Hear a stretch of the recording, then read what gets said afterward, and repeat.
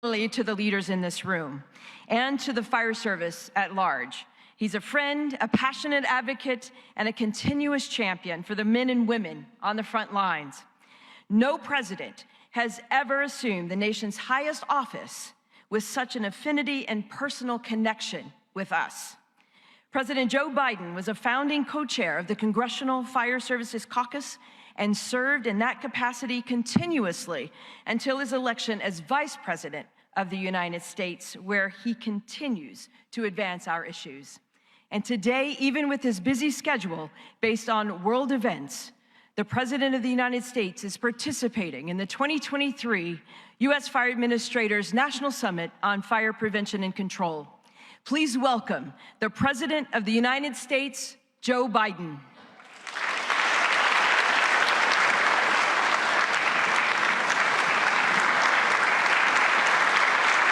Hello, hello, hello. Thank you, Dr. Laura, for that introduction. You and your team deserve a tremendous credit for what you've accomplished over these last 2 years. A special hello to Ed Kelly, my good friend. Ed, I can't see you out there, but I'm sure you're around. And Kevin and Chief Kevin Quinn as well. Look, I joined this summit virtually last year, and I wanted to be with you in person this year. But there was a critical issue that required me to stay at the White House, respond to the terrorist attacks in Israel. We've gotten word that several firefighters have already been killed in the assault on Israel, and Dr. Lawyer and her team are in touch with fire officials on the ground. You know, you've heard me say before, God made man, then he made a few firefighters. And that's pretty close to the overwhelming human instinct is to run away from danger. And there's no more frightening danger than a fire. And when that bell rings, you run toward it. You put your gear on, you jump in the truck, and you do what you've got to do. Because being a firefighter isn't just what you do, it's who you are. But we also know your bravery comes at a real cost. This year alone, we've already had 61 line and duty firefighters deaths in the United States. And I've had far too many firefighter funerals that I've attended in my life, from coast to coast. This is a dangerous profession, and there's no getting around it. But there are things we can do to make the job a little bit safer. And that's what I want to talk about today. With the effects of climate change becoming more severe, fire departments that never trained for wildfires to fight wildfires are facing wildfires head on now. And Jill and I just visited Maui in the wake of that historic fire there. Excuse me, I have a bit of a cold. And we've had firefighters who performed breathtaking acts of heroism while their own homes stood at risk and some burned to the ground. This is National Fire Prevention Week. And the one thing we can do to make your job safer is to prevent the fires in the first place. So we launched a national initiative offering federal grants to help local governments adopt the most up-to-date building codes to make structures more resilient to extreme weather events and like wildfires and hurricanes. It makes a difference. In January of last year, a fire tore through affordable housing units in Philadelphia, killing 12 people, many of whom were children, in large part because the smoke detectors didn't work.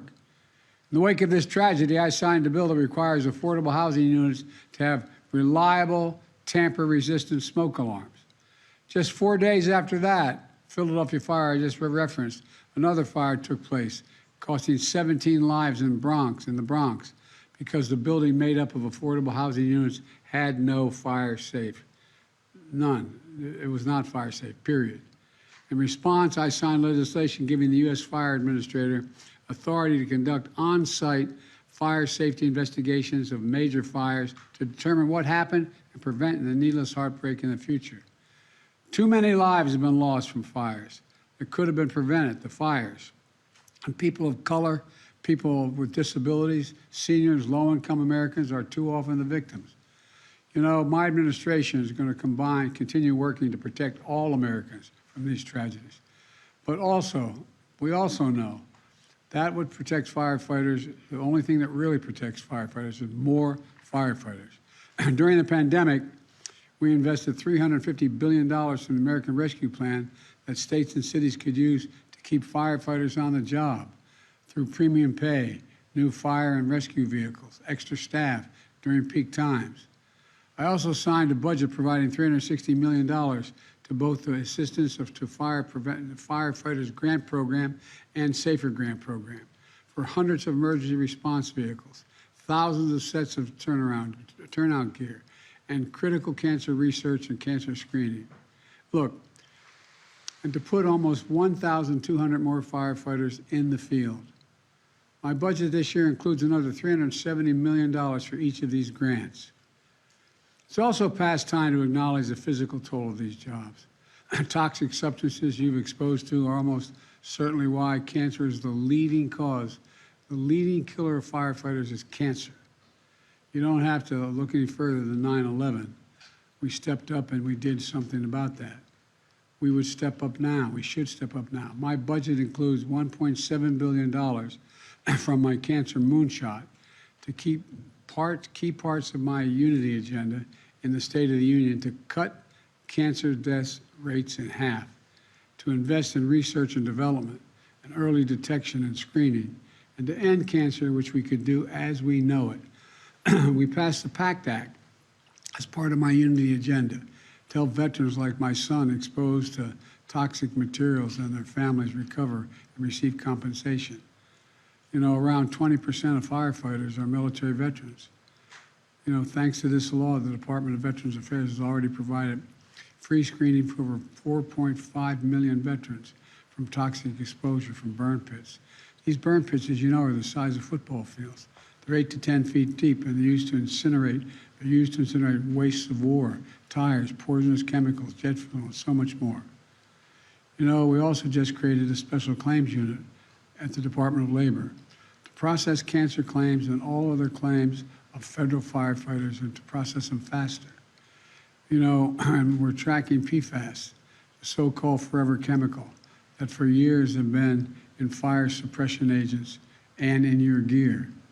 I signed legislation to fund research aimed at understanding the risk you face from PFAS, and we banned the Department of Defense from buying gear, by the way, that contains PFAS as soon as an alternative is available.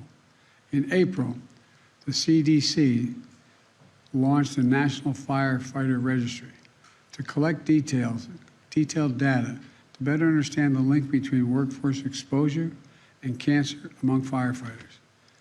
I'm also proud to sign the Federal Firefighters Fairness Act, giving more than 10,000 firefighters and their families critical workers' compensation and other benefits by making sure certain kinds of heart problems, lung disease, and cancers are presumed to be caused by the job.